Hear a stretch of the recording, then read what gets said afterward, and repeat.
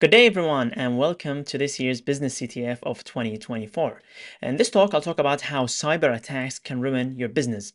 I'll talk about how cyber attacks on your website can look like and what kind of damage they can bring on your business. Website attacks can take many forms like defacement attacks, leaking and stealing your customers' data, and even taking full control of the backend server of your websites. Some may say that I only have a small business and I don't really care about securing my website, but be assured that all websites can be attacked and are vulnerable. And in fact, all of this can lead to devastating consequences on your website, on your business, and on your reputation. Luckily, today we have advanced and streamlined training that makes securing your website much more approachable. Now, let's start with defacement attacks. Defacement attacks are when attackers change the look and feel of your website. They may change or add data to your homepage, for example, or may change everything within your website. Now, this obviously will take some downtime to patch everything and ensure that it doesn't happen again, as well as restoring everything to normal. But sometimes defacement attacks can be very minor and are quite hidden and only affect customers without you knowing that it actually happened. Sometimes the defacement attack will take the form of malicious text, where a certain group may say that this website has been hacked by X group and so on. This may lead to huge reputational and financial damage to your business, as customers may lose interest and trust in your business. Another way defacement attacks may occur by phishing or harassing your customers, and this may lead to lost revenue and even legal issues, as you are responsible for whatever happens on your website. Some of the modules we have that discuss this specific attack are cross-site scripting, server-side attacks, and file inclusion. So let's take a quick demo from the XSS module where we see how this may look like. If we go to the defacement section within the XSS module, I will skip on some of the technical details, which I'll explain in the module, but I will simply take this payload and we'll try to use it against this vulnerable target. If we simply enter this payload, we will see how it actually changed the look of the page. Now, obviously, this is a very benign attack. We do not do anything that is harmful, but the actual form is no longer there. So if a malicious actor had access to this vulnerability, they may be able to do much more harm than we showed here. This is only one specific attack that happens through stored XSS, but there are many other ways, as we discussed, that can lead to this attack and may lead to permanent changes to the look and feel of the website. The second type of attacks are data leakage attacks. Attackers may target your backend or your database and may leak some of your private data and customers' data. This obviously can lead to leaking and selling of your customers' data, which may lead to reputational damage again and legal issues as well. Sometimes when attackers have control over your database, they may encrypt or delete the data, and without proper backup, this may lead to a long downtime and may lead to permanent data loss as well. Sometimes some advanced attackers may target your proprietary data and sell it in the black market, which may also lead to major financial issues and customer losses as well. Now, this is not limited to attacking the database only, as attackers sometimes exploit insufficient access control over data and may leak data that way.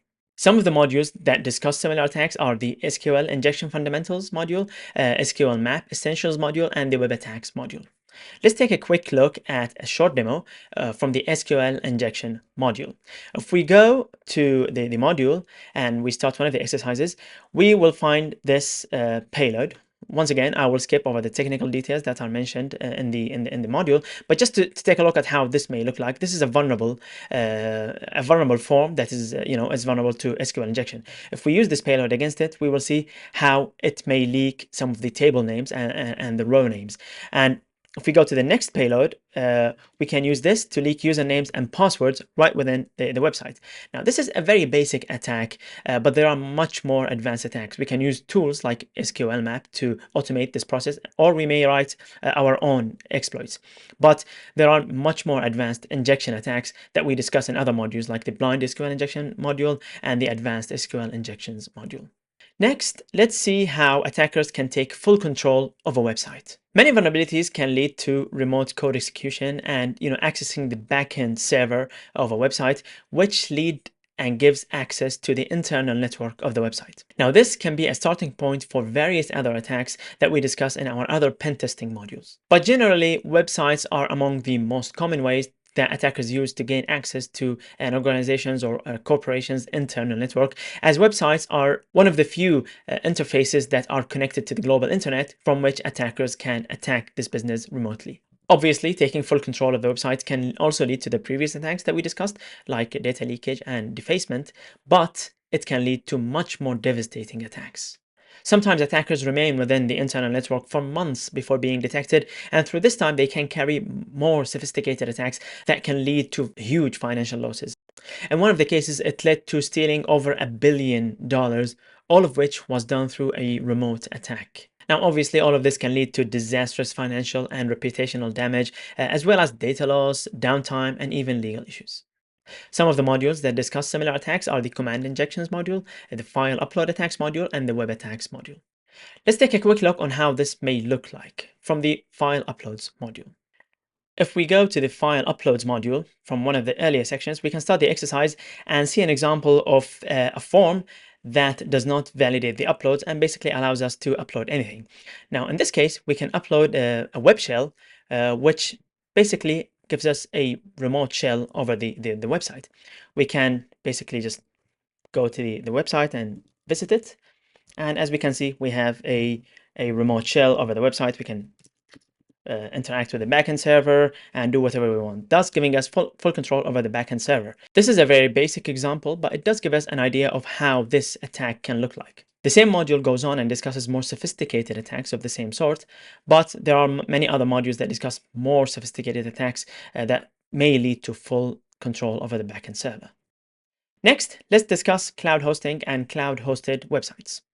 Some may say that they use cloud hosting for their web applications and thus the web applications and the websites are secure. Unfortunately, this is not always the case, as there are always room for misconfigurations and misuse of those cloud platforms that may lead to vulnerabilities.